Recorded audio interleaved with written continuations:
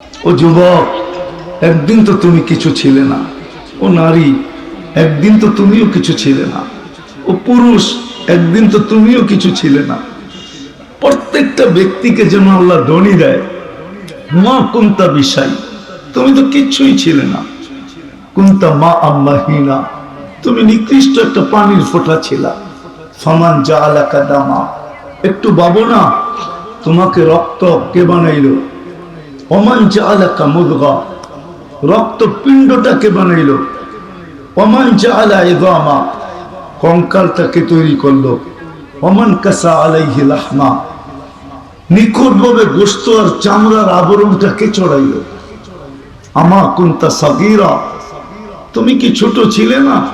ফামান কাব্বারা, তোমাকে বড় কে করলো? আমা কুনতা দাঈফা, তুমি কি দুর্বল ছিলে না? ফামান কাওয়াকা, সুঠামত্ব কে দিল? আজকে যুবকের কাছে যে সুঠামত্ব, এটা কে দিল? হ্যাঁ, আমার কাছে যে সুঠামত্ব, এটা কে দিল? নারীর কাছে যে সুঠামত্ব, এটা কে দিল? আল্লাহ বলে আমা কুনতা জাহিলা, তুমি কি মার পেটের থেকে অজ্ঞ আসো না? ফামান আল্লামা, তোমাকে শিক্ষা কে দিল?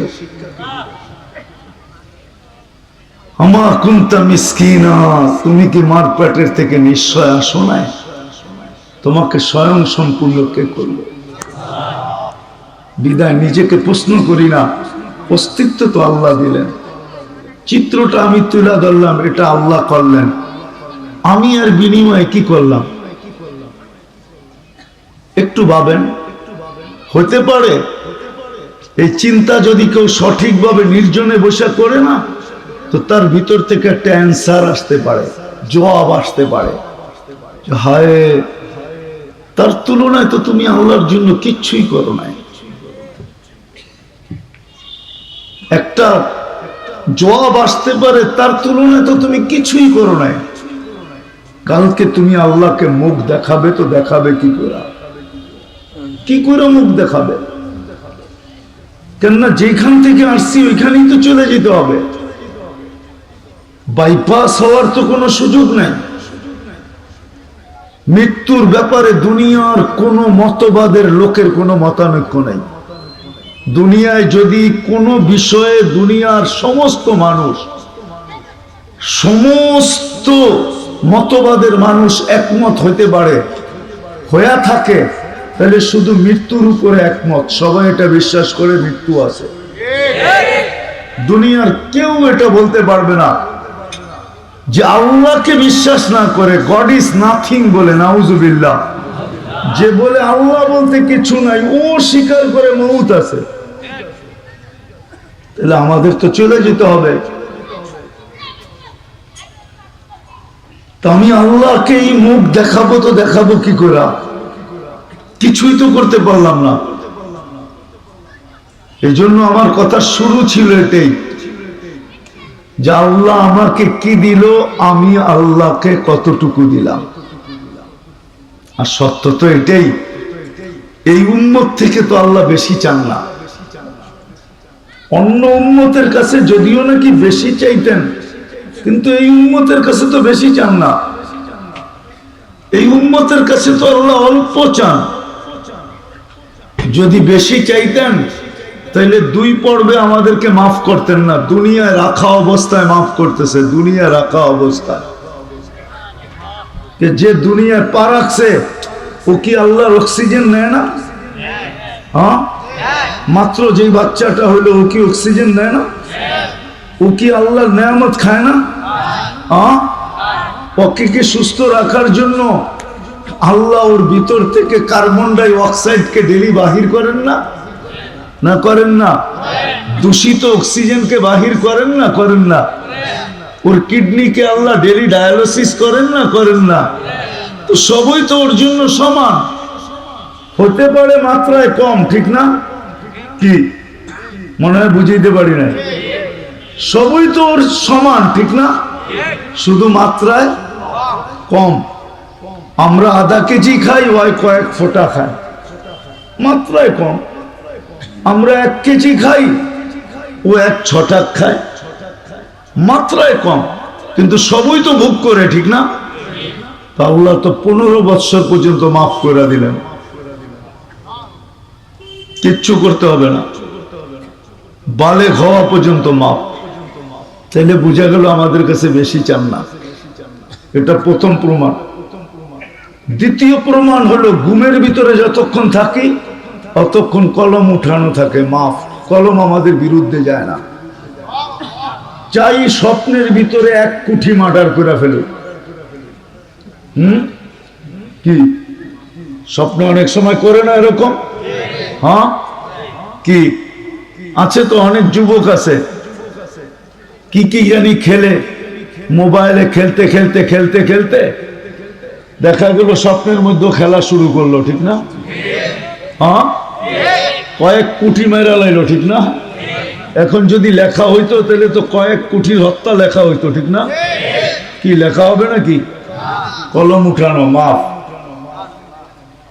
তাহলে বোঝা গেল বেশি চান না। এটা দ্বিতীয় প্রমাণ, বেশি চান না। তৃতীয় প্রমাণ দিতেছি, 1 করলে লাভ দিয়া 10 দিয়া দেন। আমরা করি কয়? আল্লাহ দেয় কত? আরে এটা তো নিচে, এই উম্মতরে 10 দিয়া পোষাইতে পারবে নাকি? এটা তো আল্লাহ রসুলও বলছে, 10 তো আল্লাহ বলছিল, কিন্তু নবীজি তো সাথে সাথে হাত উঠায় বলছে জিদলি উম্মতি, কি দিলেন 10? আমার উম্মত আর আপনার লগে আমার বন্ধুত্ব, আপনি আমার উম্মতকে দিলেন আল হাসানাতু বিআশারি আমসালিহা, 1-এর বদলায় 10। এটা হয়তো হয় কি করা? তো আল্লাহ ডাইরেক্ট 10 গুণ বাড়ায় বলতেছে বন্ধু 100। আবার আল্লাহ রসুল বলতেছে মাত্র 100। তো আল্লাহ বলে আবার 7 গুণ বাড়ায় বলতেছে 700। আবার বলতেছেন মাত্র 700, জিদলি উম্মতি, আটটু বাড়ায় দেন না। তো আল্লাহ বলে বন্ধু সংখ্যা বললে আপনি বাড়াইতেই বলবেন, যান হিসাব ছাড়া দিয়া দিলাম। হিসাব ছাড়া বোঝেন কি? হ্যাঁ, হিসাব ছাড়া আমরা বুঝি না। হিসাব ছাড়া হইলো পুরা পাত্র উঠায় আপনারা দিয়া দিলাম। সংখ্যার যে পাত্র আছে না, পাত্র, এটা পুরাটা আপনার উম্মতের দিয়া দিলাম। আপনার উম্মতের পরে তো উম্মত নাই, সংখ্যা রেখা কর্মটা কি? তাইলে তো আরেক দলের কথা সত্য হয়ে যাবে যে আমাদের বড় উম্মত আছে, আমাদের পরে তো উম্মত নাই। সর্বশেষ যে খায় ওরে কি করে? কি ওরে পাতিল উঠে দিয়া দেয়, ঠিক না? আর তো কেউ নাই, তুই পুরাটা খা, কাঁচায় কুচায় খা। আমাদের পরে তো কোনো উম্মত নাই, আছে নাকি? আলোচ্য বিষয় অন্যদিকে চলে যাবে। উম্মত তো নবী চিনল না, নিজেদেরকেই চিনল না, নবী কোত্থেকে চিনবে? আগে তো নিজেরে চিনতে হয়, তারপরে না নবী চিনা যায়। নবী তো চিনতে পারলো না। তো যাক, আল্লাহ আমাদেরকে পুরা সংখ্যার পাত্র উঠায় দিয়া দিয়েছেন, লয়ে যান বন্ধু, বেগায়ের হিসাব। আপনার পরে তো কোনো নবীও নাই, আপনার উম্মতের পরে উম্মতও নাই। সংখ্যা রাইখা আমি কাল কি কাজে লাগাবো, কোথায় ফিট করব, কাকে দিব, পুরাটাই উঠায় লয়ে যান। এটার নাম বেগায়ের হিসাব। জানি না হুজুররা মনে হয় একমত হয় নাই। এটার নাম হলো বেগায়ের হিসাব। পুরো সংখ্যা আপনাকে দিয়া দিলাম। এটাও প্রমাণ করে আল্লাহ অল্প চায়, নাইলে 1-এ 10 কেন দিবেন? কাউকে তো দেন নাই। বন্ধু তো কম, ভালোবাসা তো কম লোকের সাথে ছিল না।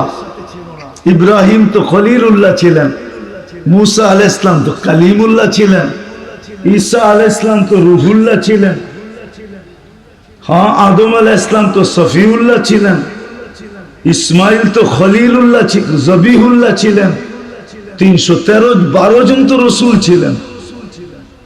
ভালোবাসা তো কারোর সাথে কম ছিল না, কিন্তু 1-এ 10 তো কাউকে দেন নাই, 1-এ 1-ই দিছে। বুঝা গেল আল্লাহ আমাদের থেকে বেশি চায় না। এই জন্য কথার শুরুটা ছিল আমাদের চিন্তা করা উচিত সুনামগঞ্জের মানুষ, কেননা ওনার কাছ থেকে আসছি, ওনার কাছে চলে যাবে। কে কখন যাব তাও জানি না। বিদায় একটু চিন্তা করা উচিত। হতে পারে চিন্তা মানুষের ভিতরে বিকাশ ঘটায়। যদি কোনো যুবক চিন্তা করলো যে আল্লাহ আমাকে কি দিল, ও যুবক একটু ভাবো না, তোমার এক যৌবন যদি এক পাল্লায় একদিকে রাখা হয়, সমগ্র জগতের সম্পদ যদি আরেক দিকে রাখা হয়, সোনা রূপা সব রাখা হয়, তাইলে তোমার যৌবনের দাম বেশি, সমগ্র জগতের সম্পদের দাম বেশি না, তোমার যৌবনের দাম বেশি। স্বীকার করো? তাহলে যে আল্লাহ তোমাকে সমগ্র জগতের সম্পদের চেয়ে দামি জিনিস যৌবন দিল, তুমি বলো ওই আল্লাহর জন্য তুমি কি দিলা? ওই আল্লাহকে কতটুকু দিলা? যদি আল্লাহকে কিছু দিতা, যদি তুমি আল্লাহকে কিছু দিতে, তাইলে তোমাদের চুলের স্টাইল প্রত্যেকের ভিন্ন ভিন্ন হতো না। তাইলে সুনামগঞ্জের যুবকরা নেট দেখা কোনোদিন চুল কাটতো না, স্ক্রিনশট দিত না, কোনোদিন নিয়ে চুল কাটতো না। 50 টাকা চুল কাটায় 300 টাকা কোনোদিন খুশি খুশি দিয়ে আসতো না। কত স্ক্রিনশটের চুল কাটা কত এখানে? কত বলেন না? এই বাচ্চাই বলো, স্ক্রিনশটের চুল কাটা কত? কত? হ্যাঁ, আরে 200 মেনে নিলাম। সাধারণ চুল কাটা তো 50 টাকা, ঠিক না? ও তো 50 টাকায় চুল কাটা, 50 টাকায় চুল কাটা 150 টাকার মিষ্টি প্যান্ট ভরে খেতে পারতো, বন্ধুদেরকেও খাওয়াইতে পারতো। আর মনে মনে সবাই যদি বলতো চুল কাটা মিষ্টি বিতরণ, এটা আবার কোন নিয়ম, তো বলতে পারতো আমার মালিক আমাকে যৌবন দিছে, তার ইচ্ছা মতো আমি চুল কাটছি, বিদায় খুশিতে আমি মিষ্টি খাইতেছি, খাওয়াইতেছি। কেননা কালকে যখন মালিকের সাথে দেখা হবে, তখন হাত পাতার সুযোগ হবে যে আপনার ইচ্ছা মতো চুল কাটছি, আমারে কি দিবেন দেন না। যদি কুরবানি করলে প্রত্যেক পশমের বদলায় নেকি মিলে, তো আল্লাহর রাসূলের আদর্শ মতো চুল কাটলে প্রত্যেক চুলের বদলায় নেকি মিলবে না কেন? কেন কেন বলো গোলামা, কেন মিলবে না? আল্লাহর ইচ্ছা মতো চুল কাটলে মুহাল্লিকিন আর রুউসাকুম মুকাসসিরিন, তাহলে প্রত্যেক বদলার চুলে নেকি মিলবে না কেন? কেন বলো, কেন মিলবে না? আমি তো যুবককে দেখাইলাম, যুবতীরও ভাবা উচিত, নারীরও ভাবা উচিত। নারীর দাম নারীত্বের কারণে, পুরুষের দাম পুরুষত্বের কারণে। আর এত দাম যে সমগ্র জগতের সম্পদের সামনে মোকাবেলা করলে পুরুষের পুরুষত্বের দাম আছে। যদি এই দুইটা দামি না হইতো, পুরুষত্ব আর নারীত্ব আর যৌবন যদি দামি না হইতো, তাহলে আল্লাহ তৃতীয় লিঙ্গ কোনোদিন তৈরি করতেন না। বোঝেন না মনে হয়? তৃতীয় লিঙ্গ দেখা কি কোনোদিন আজ পর্যন্ত ফুলের মালা লয়ে দাঁড়ায় ছিল নাকি? হ্যাঁ, 14 তারিখে ফুল নিয়ে তো দাঁড়ায় থাকে যুবক, ঠিক না? কি তৃতীয় লিঙ্গের জন্য? হ্যাঁ, ওটা তো একটু দেখে আর কতক্ষণ মজা নেয়, তারপরে শেষ, ঠিক না? হাততালি দেয় আর কাহিনী শেষ, ঠিক না? তা আল্লাহ বুঝাইছে তৃতীয় লিঙ্গ দিয়া যে না এটা পুরুষ, না এটা মহিলা। দেখ পুরুষত্বের দাম কত, দেখ নারীত্বের দাম কত, দেখ যুবক তুক যৌবনের দাম কত। চিন্তা করা উচিত আমাদের, নাইলে জীবন কিন্তু চলে যাবে। কে কখন চলে যাব জানি না। যদি চিন্তা করতে পারি যে আল্লাহ আমাকে কি দিল, আমি আল্লাহকে কি দিলাম, এটা যদি ভাবতে পারি, তাইলে দেখা যাবে একটা ফলাফল আসবে। বিতর্কিকা হইতে পারে, একটা চিৎকার আসতে পারে, চিৎকার যে হায় কিছুই তো দিতে পারলাম না, কালকে যে দেখা হবে আল্লাহর সাথে, তো এই চেহারাটা দেখাবো তো দেখাবো কিভাবে? ওই কিফিলের মতো বনি ইসরাইলের বদমাশ ছিল কিফিল। সে প্রতি রাত্রে জিনার পিছনে, ব্যভিচারের পিছনে বর্তমান টাকায় 50 থেকে 60 লক্ষ টাকা খরচ করত। সে একদিন রাত্রে এক মহিলা নিয়ে আসছে, তো কামরায় ঢুকায় দিয়া বলতেছে আমি প্রস্তুতি নিয়ে আসতেছি। যখন প্রস্তুতি নিয়ে আসছে তো দেখতেছে মহিলা জারো কাতার কাঁদতেছে, অবিরাম কাঁদতেছে। তো জিজ্ঞাসা করছে কাঁদিস কেন?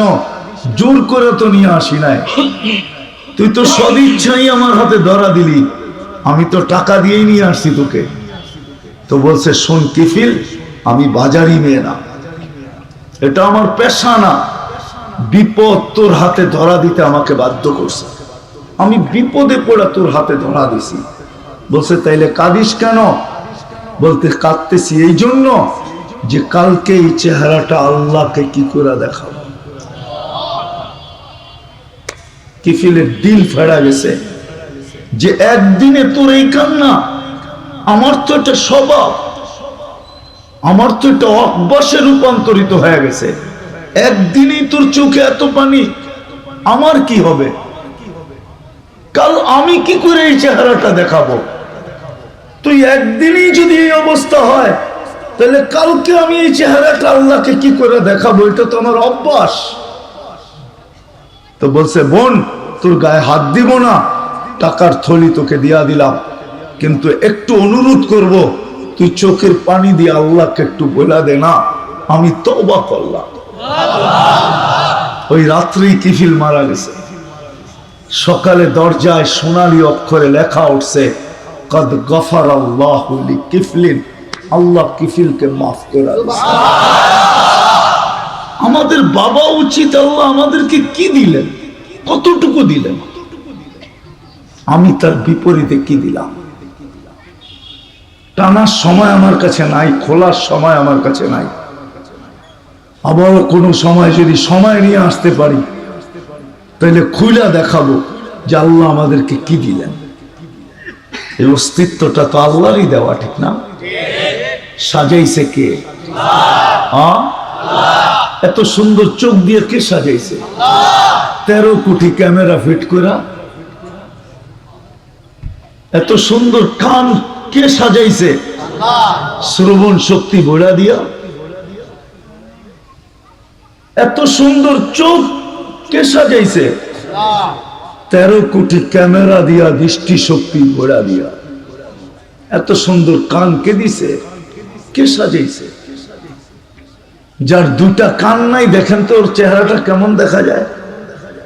যেই জায়গায় ফিট আছে ওই জায়গার থেকে যদি একটু নড়াচড়া করে দেখেন না, কম্পিউটারে নড়াচড়া করা যায়। ও যুবক, তোমরা তো পারবা, সারাদিন তো নেটের ভিতরে থাকো, নেটের মাধ্যমে তো সম্ভব, কম্পিউটার দিয়ে তো সম্ভব। কান 2টা গালের ভিতরে না ফিট করে দেখো না কেমন দেখা যায় তোমারে। কপালে ফিট করে দেখো না 2 সাইডে কেমন দেখা যায় তোমাকে। অন্য কোথাও ফিট করে দেখো না, মাথার উপরে ফিট করে দেখো না কেমন দেখা যায়। এত সুন্দরভাবে সেট, নিজে সেট করছেন, আবার ভালোবাসায় নিজেই পড়ছেন। উলামা যদিও মানবে না, আবার কসম নিজেই খাইতেছেন। ওয়াতিন ওয়াসাইতুন ওয়াতুরে সিনিন লাকাদ খালাকনাল ইনসানা ফি আহসানি তাকওয়িম।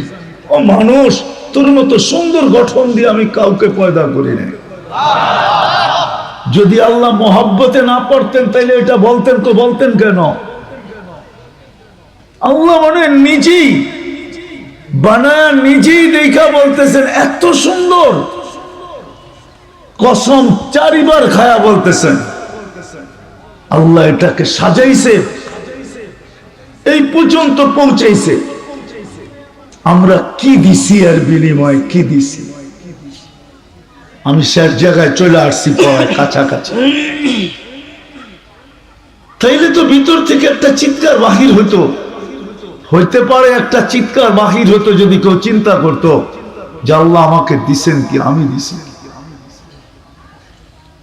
তখন হয়তো একটা চিৎকার বাহির হইতে পারতো হয় কিছুই তো দিলাম না, কালকে এই চেহারাটা দেখাবো তো দেখাবো কি করে?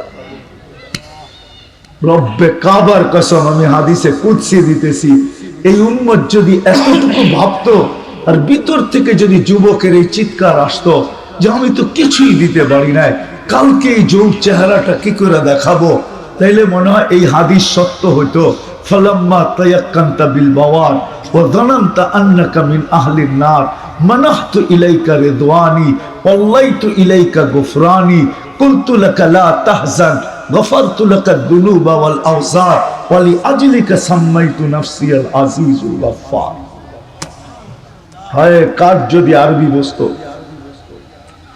আল্লাহ বলে তোমার ভিতর থেকে যখন এরকম চিৎকার আসে যে হায় কালকে কি হবে, আল্লাহ বলে চিৎকার আসতে দেরি, আমি রেজার চাদর দিয়া তোকে ডাকতে দেরি করি না, মাগফিরাতে ডুবাইতে দেরি করি না, ছুটা এসা তোর পেটে কুদরতি হাত বুলাইতে দেরি করি না, আর আমি তোকে সান্ত্বনা দিতে দেরি করি না।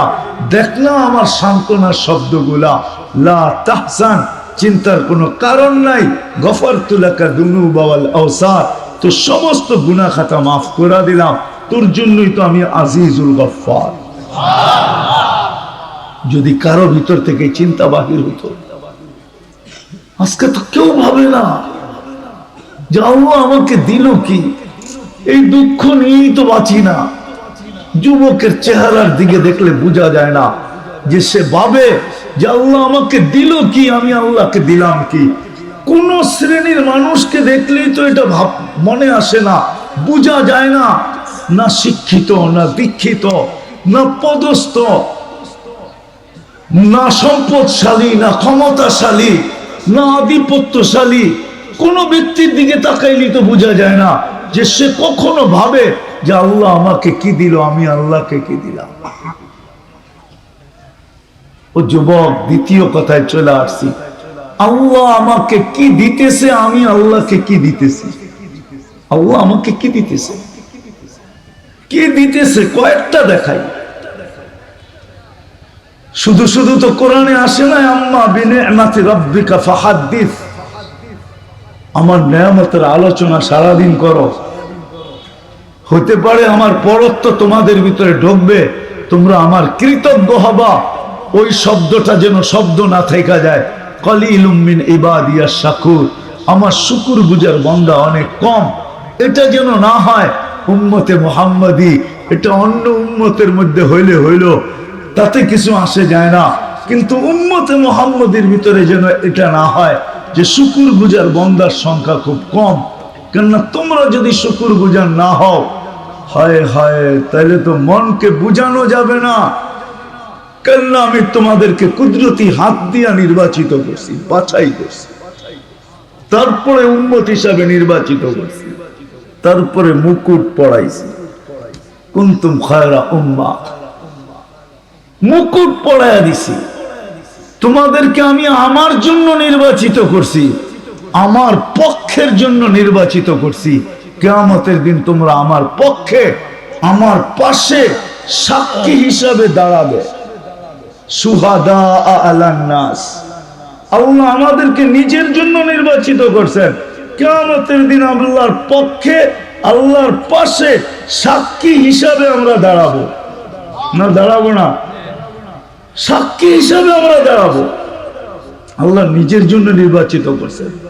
কিন্তু যখন প্রশ্ন আসে, আল্লাহ আপনি তো নিয়ে গেলেন আমাদেরকে আপনার পক্ষে, আমাদের পক্ষে কে? তা আল্লাহ আগেই বলে নিছে তোমাদের পক্ষে কে, ওয়ার রাসূলু শাহীদান আলাইকুম, আমি বন্ধুরে তোমাদের পক্ষে দিয়ে দিছি। এটা আলাদা আলোচ্য বিষয় চলে যাবে। আল্লাহ বলে বন্ধুকে দিয়ে দিছি তোমাদের পক্ষে, আর তোমাদেরকে নিয়ে নিছি আমার পক্ষে। আজকে ভাবি না আল্লাহ আমাকে কি দিতেছে, আমি আল্লাহকে কতটুকু দিতেছি, কি দিছে এটা তো অল্প দেখাইলাম, কি দিতেছে এটা দেখাইতেছে। ডেলি তো 550 লিটার অক্সিজেন দিতেছেন, এইখানে তো একজনও নাই। ডেলি 550 বার আল্লাহ বলে, 550 তো বাদ দিলাম, ডেলি 50 বার আল্লাহ বলে এরকম যুবক একজনও নেই। একজনও নাই। আরে 50 বাদ দিলাম, ডেলি 10 বার মনের থেকে আল্লাহ আল্লাহ আল্লাহ আল্লাহ বলে এরকম যুবক তো একজন নেই। কিন্তু ডেলি 50 লিটার অক্সিজেন তো আল্লাহ দেয়, 550 লিটার। 2023-এ তো আমরা 2,750,000 লিটার অক্সিজেন প্রত্যেকে দিচ্ছি। কত কত? আরে 2,750,000 লিটার। 1 টাকা লিটার হলে তো 2023-এর বিল পাও না আল্লাহ আমাদের কাছে 2,750,000 টাকা। আল্লাহ তো ডেলি 750 লিটার অক্সিজেন দেন। ডেলি 1,60,000 বার শ্বাস প্রশ্বাস নিতে দেন, কোনো বাধা সৃষ্টি করেন না। হায় হায়, যাদের শ্বাসকষ্ট রোগ ওদেরকে জিজ্ঞাসা করো শ্বাস নিতে কত কষ্ট, ছাড়তে কত কষ্ট।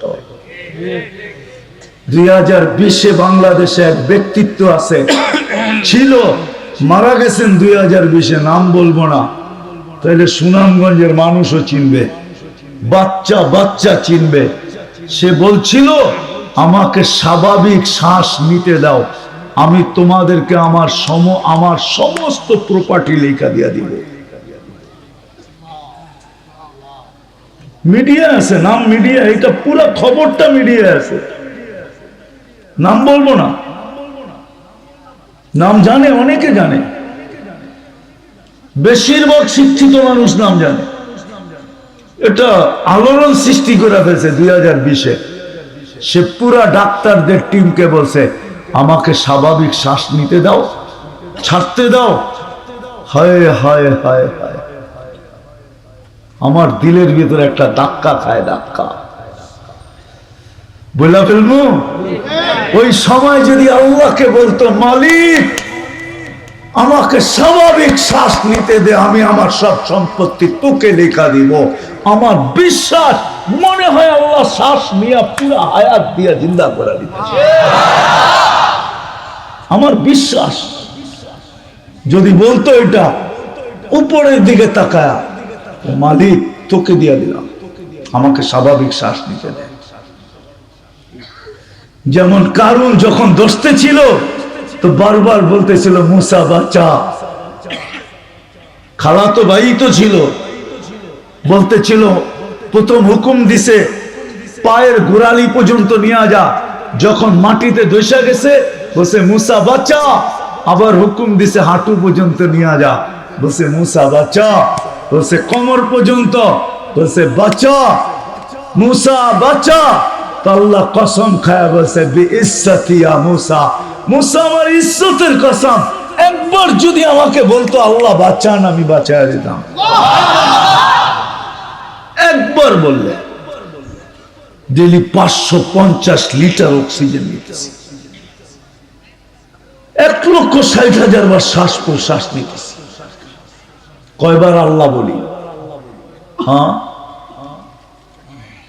ডেলি 80,000 বার আমাদের ভিতর থেকে আল্লাহ কার্বন ডাই অক্সাইডকে কুদরত দ্বারা বাহির করা পিওর অক্সিজেন আমার ভিতরে ঢুকাইতেছেন। কতবার?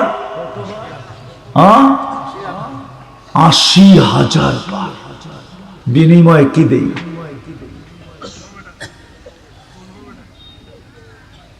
কি দেই? ভাবো না যুবক, একটু ভাবো না, তোমার যৌবন তো দামি। সবগুলা বাদ দিলাম, শেষ জায়গায় চলে আসছি। ডেলি আল্লাহ 5 বার ডাকে, কয়বার এই মজমা সাড়া দেয়?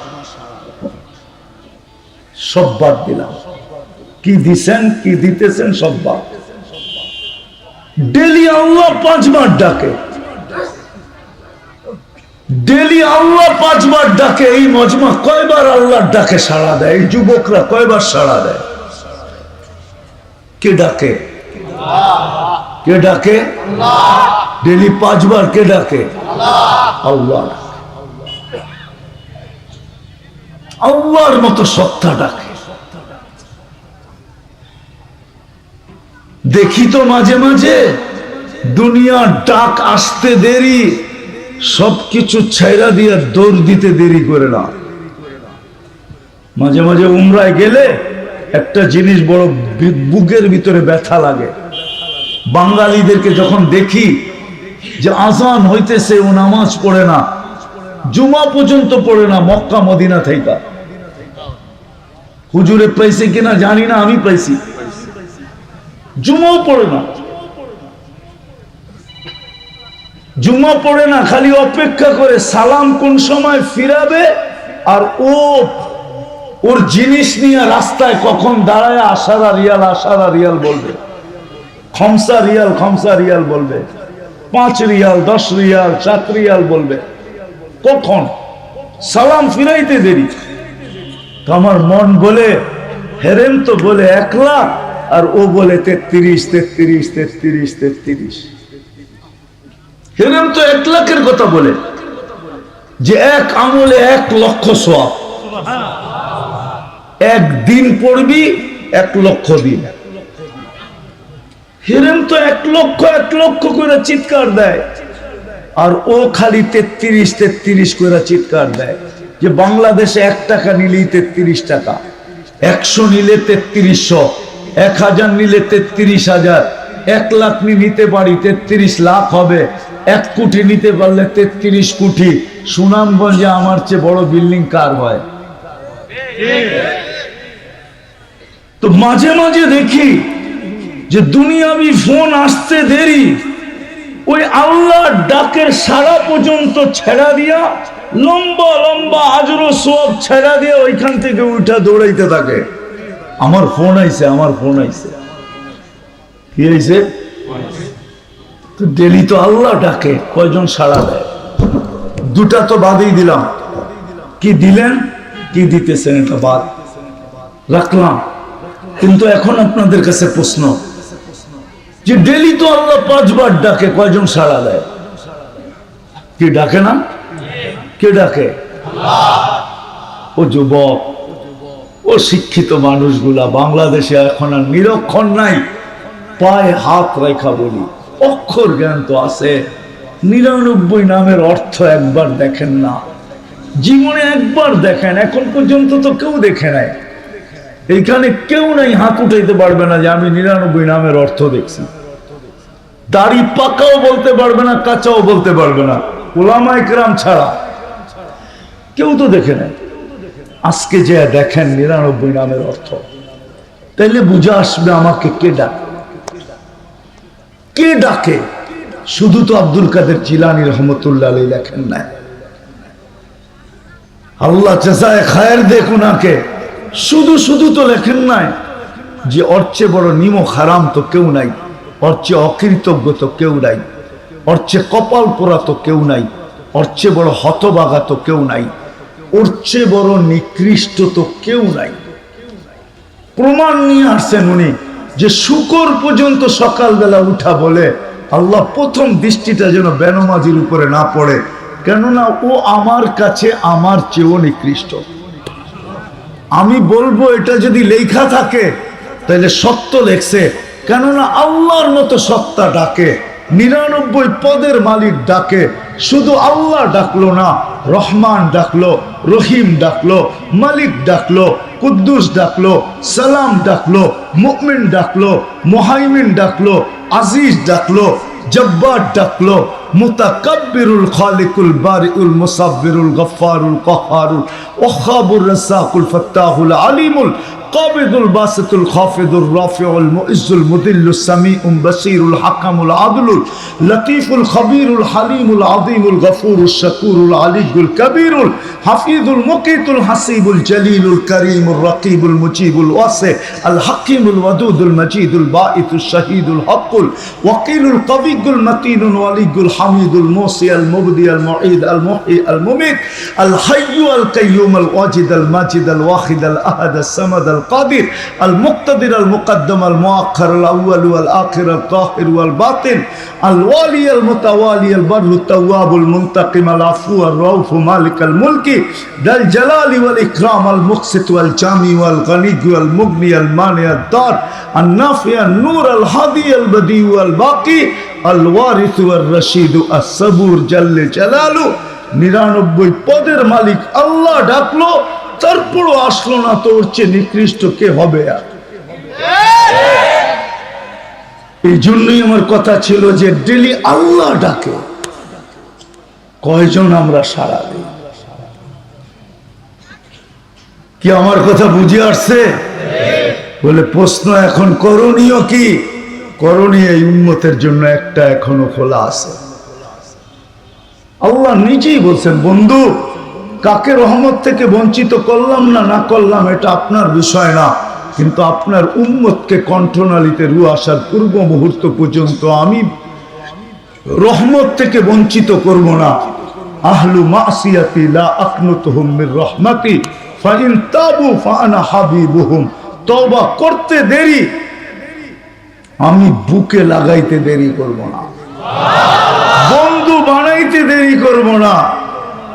মান নাদানি তালাক্কাইতুহু মিন বাঈদ, আমাকে ডাকতে দেরি, আমি হাতছানি দিয়া বুকে নিতে দেরি করি না। এই উম্মতের জন্য খোলা আছে। চলেন আজকে আল্লাহর কাছে তওবা করি। কিছু করতে পারছি এটা কি কেউ ভাবেন? হ্যাঁ, করতে পারি না এটা কয়জন ভাবেন? দেখি হাত উঠান তো দেখি, যে করতে পারি না কিচ্ছু।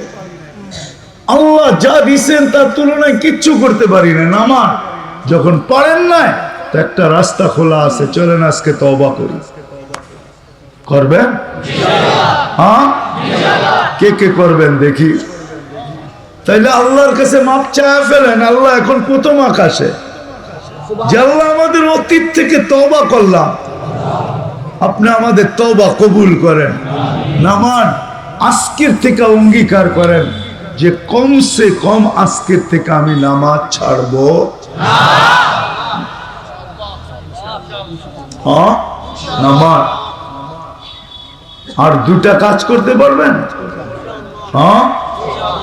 একটা কাজ হলো আল্লাহর ঘরের সাথে যত বেশি ঘনিষ্ঠ সম্পর্ক গড়া যায়, পারবেন? আর একটা হলো হক্কানি আলেম উলামা আল্লাহ ওয়ালাদের কাছে যত বেশি ঘনিষ্ঠ থেকে ঘনিষ্ঠ পরিচয়ওয়ালা হওয়া যায়। আলেম উলামার সাথে যদি পরিচিত হবেন, তাইলে কিয়ামতের মাঠে সুযোগ হবে, সর্বশেষ চান্স এটা হবে যে আলেম উলামার সুপারিশে পাওয়া যাবেন। আর যদি পরিচিত না হইলেন, তাহলে আপনি যতই যা বলবেন সুনামগঞ্জের, উনি বলবে চিনি তো না। আগে যাদেরকে চিনি ওদের জন্য কইরা নেই, কোটা যদি পুরা না হয় তাইলে তোমাকে ডাইকা নিমু, আর কোটা পুরা হয়ে গেলে তো তুমি গেলাই গেলা। এই জন্য কোটা আগে পুরা করবে পরিচিত লোক দিয়া, পরিচিত। এই জন্য হক্কানি আলেম ওলামা আল্লাহ ওয়ালাদের সাথে নিজেদের সম্পর্ক জুড়ি। আর আজকের থেকে কোনোদিন নামাজ ছাড়বো?